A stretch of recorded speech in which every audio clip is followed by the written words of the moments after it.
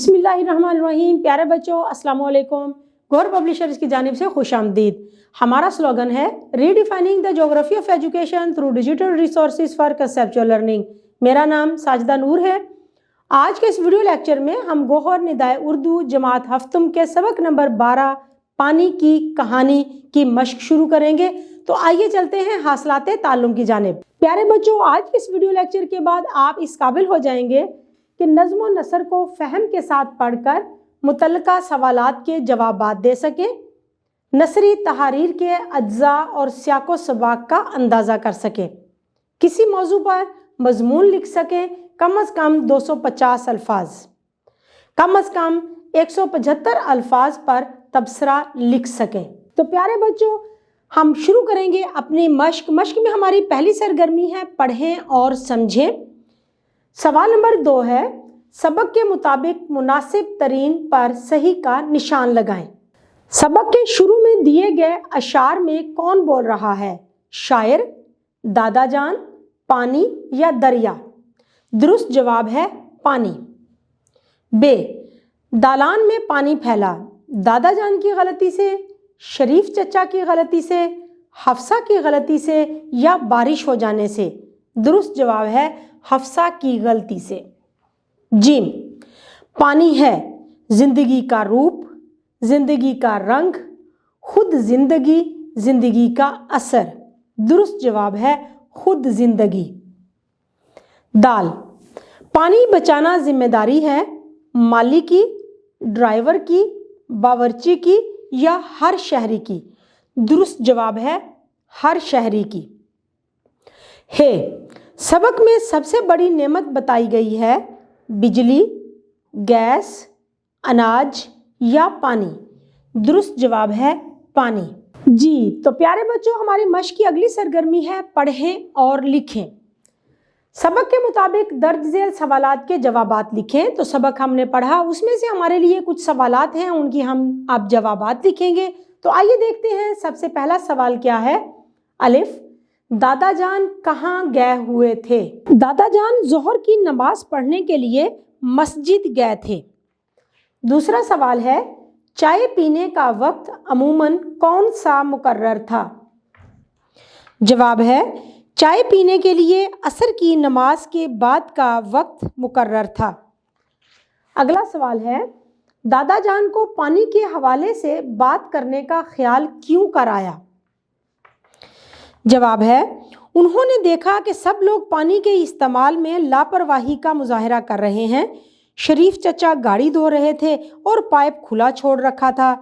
हफ्सा पौधों को पानी देते हुए अम्मी की आवाज़ सुनकर नलका खुला छोड़कर अंदर चली गई। अगला सवाल है, आपके घर में पानी का इस्तेमाल कैसे होता है? हमारे घर में पानी बहुत एहतियात से इस्तेमाल किया जाता है। हमारे अब्बा जान पानी ज़ाया करने पर बहुत सख्ती करते हैं। जैसे ही पानी इस्तेमाल कर लिया जाए फ़ौरन नलका बंद करने की सख्ती से पाबंदी की जाती है। अगला सवाल है, अगर सारे ग्लेशियर पिघल जाएं तो चंद साल बाद हमारा मौसम कैसा हो जाएगा? जवाब है मौसम खुश्क और शदीद गर्म हो जाएगा।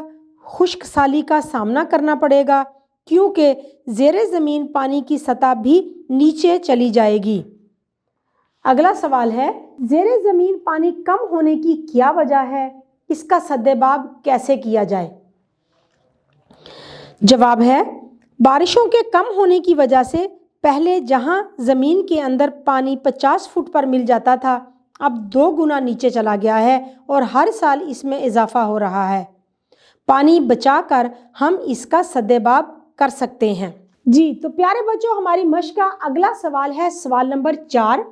दर्ज झेल इबारत को मंशा व मकसूद के हवाले से मद्देनज़र रखते हुए दुरुस्त तलफ़्फ़ुज़ से पढ़ें, फिर इस पर 175 अल्फाज का तबसरा लिखें। तो प्यारे बच्चों, इस इबारत को हमने पढ़ना है, इसका मफ़हूम समझना है, अहम नकात नोट करने हैं क्योंकि बाद में हम लिखेंगे इस पर तबसरा।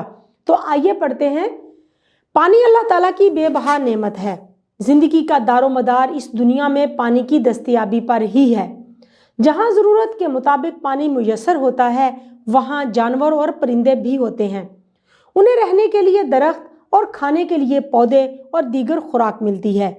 یہ پانی ہی کے مرہون منت ہے، پانی نہ رہے تو درخت سوکھ جاتے ہیں، گھاس اگنا بند ہو جاتی ہے۔ ایسی صورت میں پرندے اور جانور کسی ایسی جگہ کی طرف نقل مکانی کرتے ہیں جہاں یہ سہولتیں موجود ہیں۔ دوسرے الفاظ میں یوں کہہ سکتے ہیں کہ جہاں پانی ہو وہاں ہجرت کر جاتے ہیں۔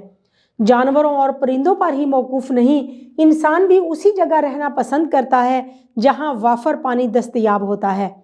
دنیا کے سارے بڑے شہر دریاؤں اور ندی نالوں کے قریب آباد ہونے والے چھوٹے چھوٹے گاؤں ہی تو تھے۔ انسان کو چاہیے کہ ایک طرف تو پانی کا دانش مندانہ استعمال کرے تو دوسری طرف پانی کے ذخائر بنانے کا بندوبست کرے۔ تو پیارے بچوں، آئیے لکھتے ہیں تبصرہ۔ کائنات کی دیگر نعمتوں کی طرح پانی بھی اللہ تعالیٰ کی ایک عطا کردہ نعمت ہے۔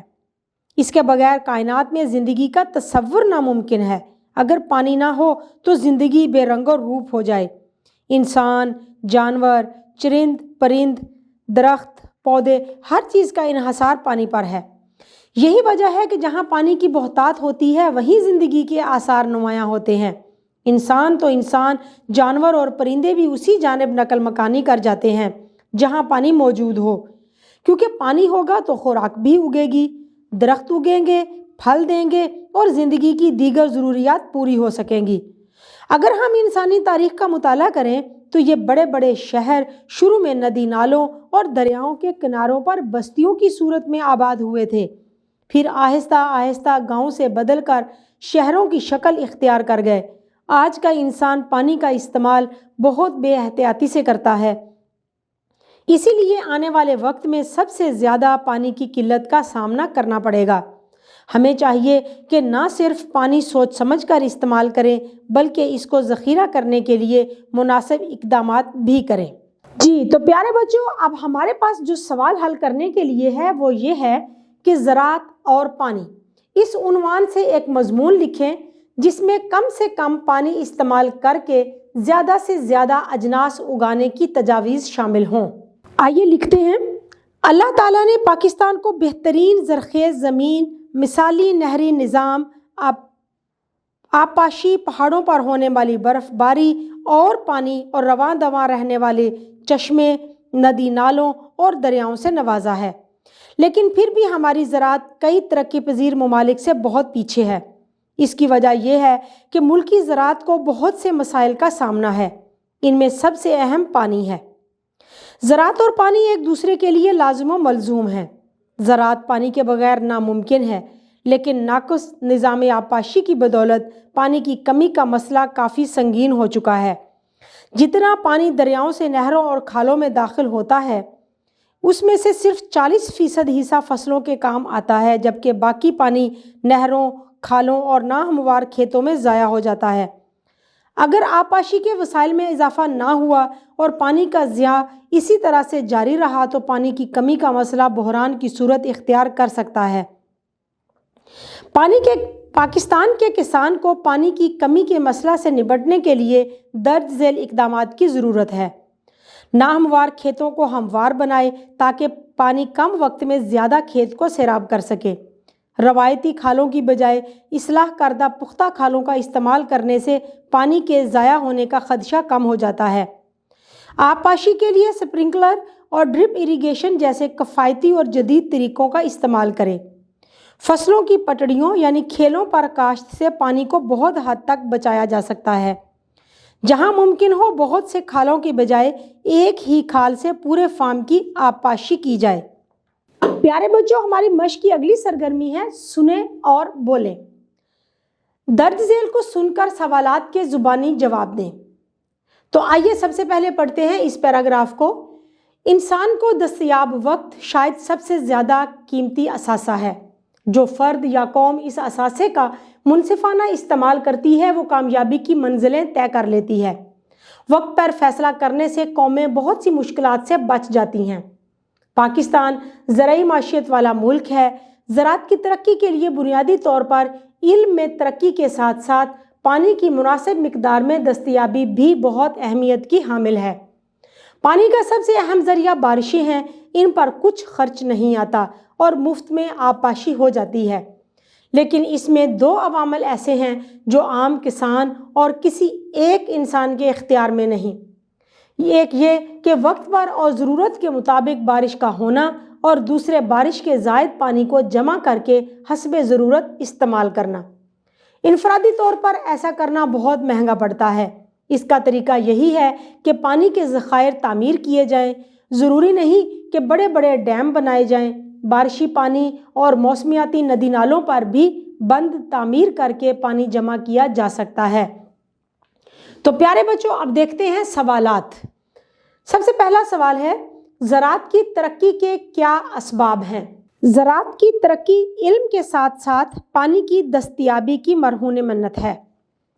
دوسرا سوال ہے، بارشی پانی سے فائدہ اٹھانے کے لیے کیا کرنا چاہیے؟ جواب ہے، بارشی پانی کو محفوظ کرنے کے لیے ذخائر بنائے جائیں، موسمیاتی ندی نالوں پر بند تعمیر کر کے اس پانی کو جمع کیا جا سکتا ہے، پھر اسے بوقت ضرورت زراعت کے لیے استعمال کر سکتے ہیں۔ اگلا سوال ہے، پانی ذخیرہ کرنے کا طریقہ کیا ہے؟ آپ زراعت کو ترقی دینے کے لیے کیا کریں گے؟ پانی ذخیرہ کرنے کے لیے ذخائر بنائے جائیں۔ ضروری نہیں کہ بڑے بڑے ڈیم بنائے جائیں، بلکہ موسمیاتی ندی نالوں پر بند تعمیر کیے جا سکتے ہیں۔ زراعت کی ترقی کے لیے اس کو جدید طریقوں پر استوار کرنا ضروری ہے۔ پیارے بچوں، امید ہے کہ آپ نے آج کا یہ ویڈیو لیکچر بہت توجہ سے سنا ہوگا، آپ کو یہ ویڈیو لیکچر بہت اچھا لگا ہوگا۔ اپنے سبق کو دہرانا مت بھولیے گا۔ انشاءاللہ اگلی ویڈیو میں اگلے لیکچر کے ساتھ پھر ملیں گے۔ تب تک کے لیے اللہ حافظ۔